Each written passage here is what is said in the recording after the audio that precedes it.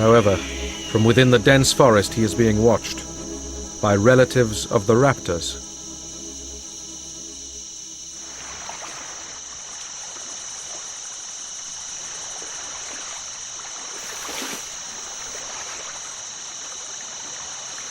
These, though, are birds, flying dinosaurs that share the same ancestors as the carnivorous raptors.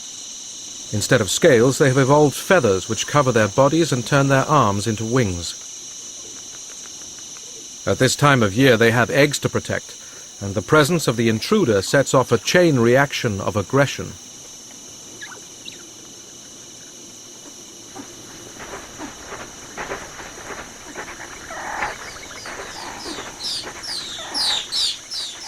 Next to the Ornithocheirus, the birds look no bigger than insects.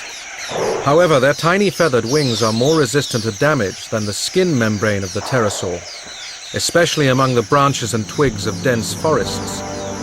In the far future, the pterosaurs will surrender the skies to the birds.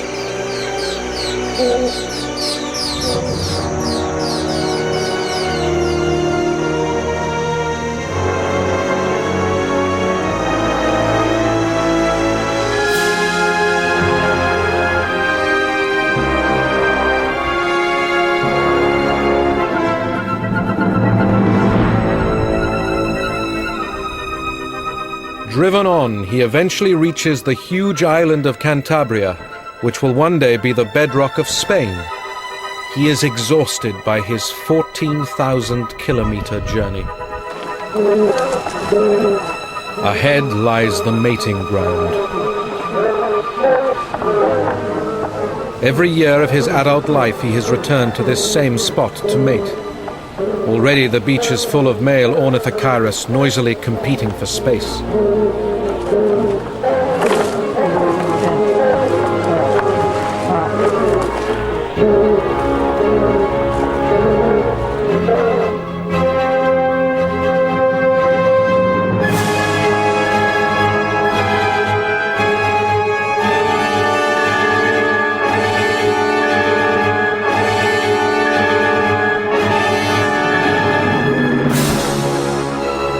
As the old male approaches, he knows from experience that the nearer the center of this intimidating throng, the more attractive he will be to the females. He heads straight for the dominant position he has occupied in previous years, right in the middle. But this time, he faces a challenge to his supremacy. Again and again he tries to land, but the males on the ground fend him off.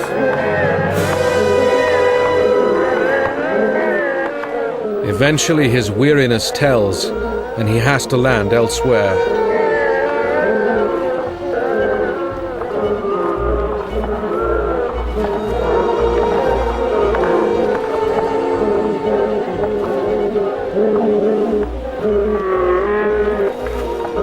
His position among the males has been usurped by younger animals.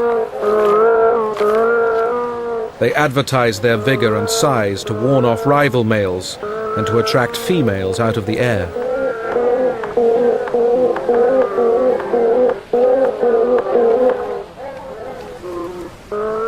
For the outcast, the world has been turned upside down. Now banished to the outskirts of the mating area, he will be lucky to attract a female at all.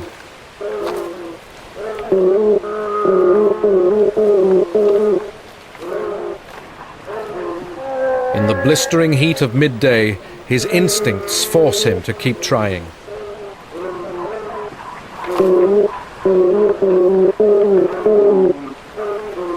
The females are unmoved.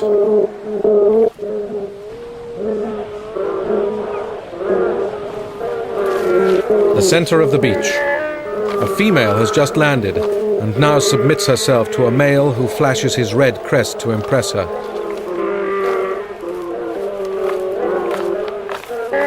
Mating itself is brief. Afterwards, the male will resume displaying in the hope of attracting yet more females. The female herself will now leave.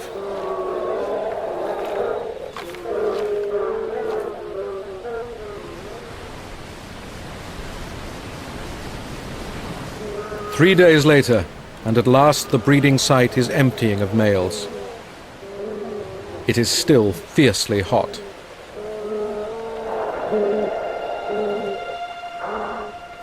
Our Ornithocheirus has yet to mate.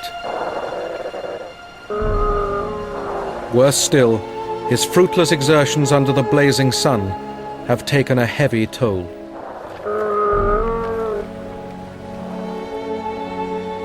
Heat stress and lack of food have all but killed him. The king of the skies has lost his majesty.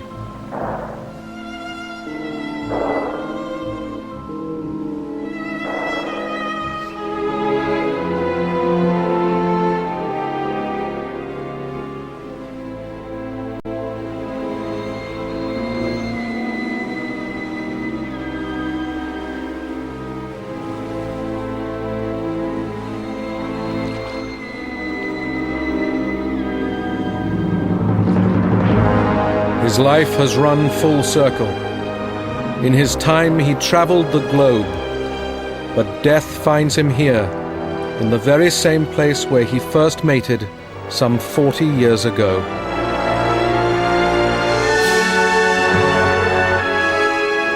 On the beach around him are others who lost out in this struggle to reproduce.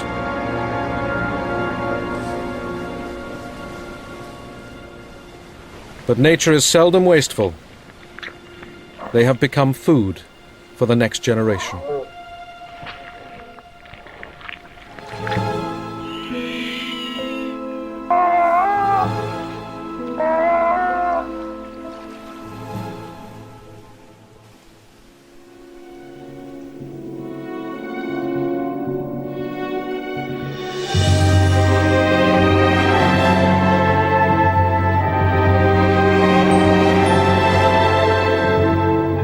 The pterosaurs continued to rule the skies for millions of years, while on land, the dinosaurs spread to every part of the globe.